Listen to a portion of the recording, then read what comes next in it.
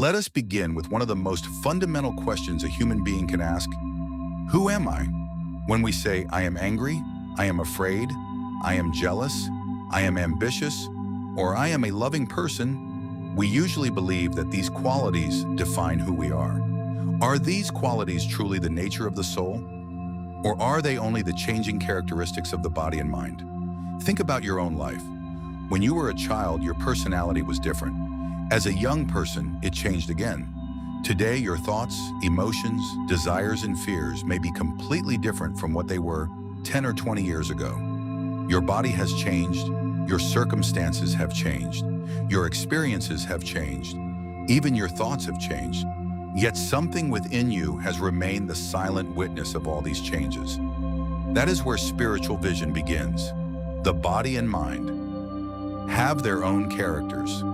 The human being is associated with many layers of bodily and mental functioning. Our anger, desire, jealousy, fear, attachment, pride, and countless other tendencies can arise through our bodily constitution, experiences, environment, and accumulated impressions.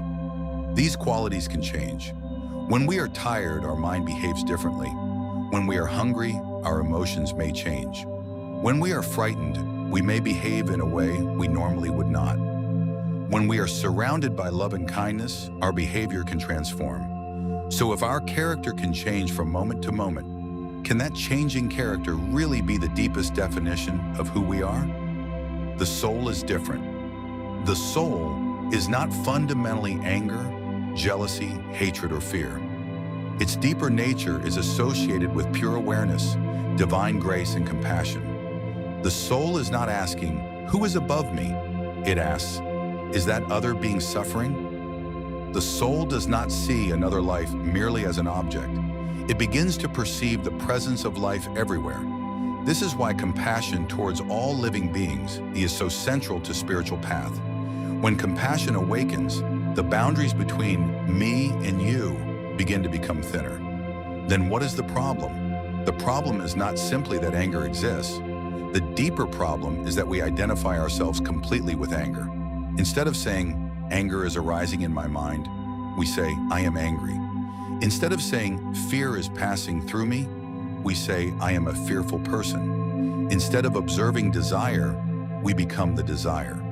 Recognize the difference between the changing movements of the mind and the deeper reality of the soul.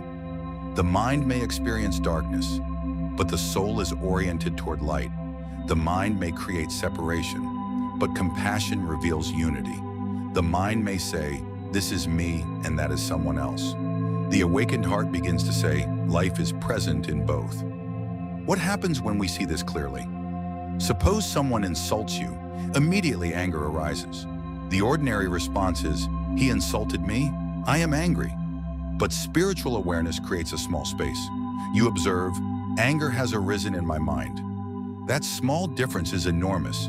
You are no longer completely trapped inside the emotion. You become the observer. You begin to understand that the emotion is something occurring within you, not necessarily the deepest truth of you. Then compassion becomes possible. You may even ask, why did this person behave this way?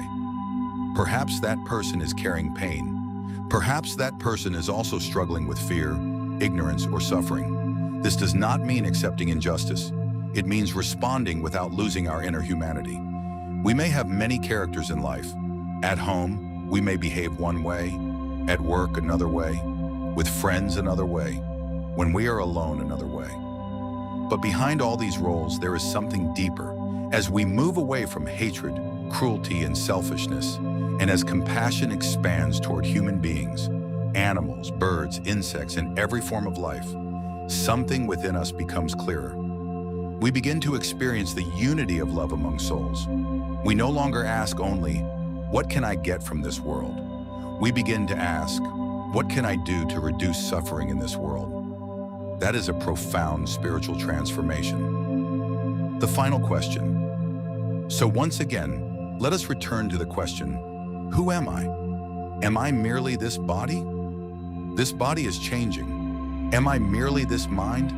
The thoughts of the mind are changing. Am I merely my emotions? They arise and disappear.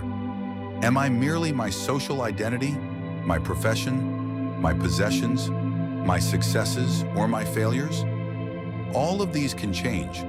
Then who is the one who witnesses all these changes? Let's turn our attention inward to discover the deeper spiritual reality beyond the temporary characters of body and mind. Compassion becomes our natural expression. We begin to see every living being with greater tenderness. And perhaps then we discover the answer to the question, who am I? Not merely the body, not merely the mind, not merely the changing character, but a being seeking the light of grace, a consciousness moving toward compassion, unity, and divine love. Love all life, feel the suffering of all beings, reduce suffering wherever you can, and let compassion become the expression of the soul.